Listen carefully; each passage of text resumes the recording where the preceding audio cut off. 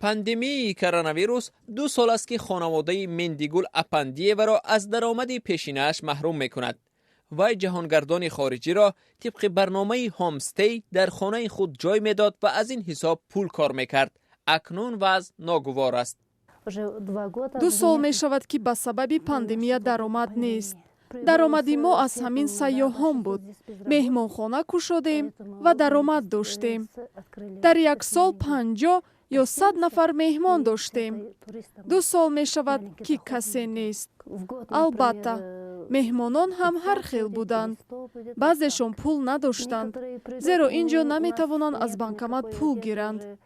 ما برای ثواب آنها را جای می دادیم.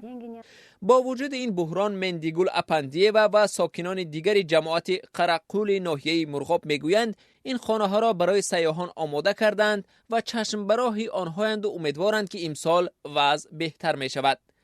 علی چار دهه دیگر در مرغاب ایستگاه سیاحان است که از اینجا به دیدن کولی قرقول می روند.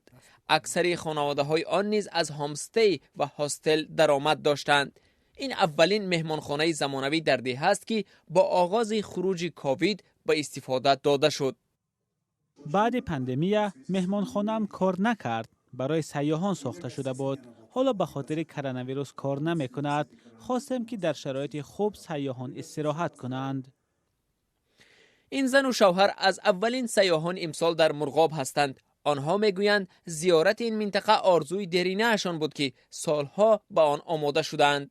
برای ما کرونا ویروس مشکل نیست. ایمونیتت خوب است. ورزی سلامتی است. اگر فکر کرونا ویروس را میکردیم، حالا در برزیلیا میموندم. البته توکل کردیم، ولی باید زندگی کرد.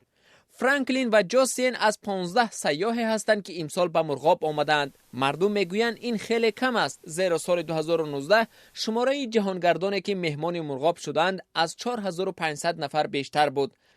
اما وضعیت نظر به سال پیشین خوبتر است میگویند آنها، چون که سال 2020 به سبب کووید 19 یگان سیاح اینجا نآمد. عجیب است برای آنها همین دیدن بود و بوش همین زندگی ساکنان محل، چون که آنها بیشترشون در از طرف ساکنان هامستی ها گست هاوس ها شده شده است، میرند با اونها زندگی میکنند، بود و باش رو میبینند.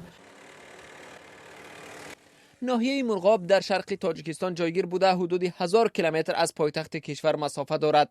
این ناحیه است که یک قسم حدودش سال 2011 به چین داده شد. رنگکول، یشیلکول، قرقول از کولهای دوست داشته سیاحان بوده. آقبیتل و گرم چشمه های دیگر نیز در سیرخط جهانگردان جایی نمایان داشته است. بنابر خبرها یک پاسگاه حربی چین نیز در این ناحیه موجود است.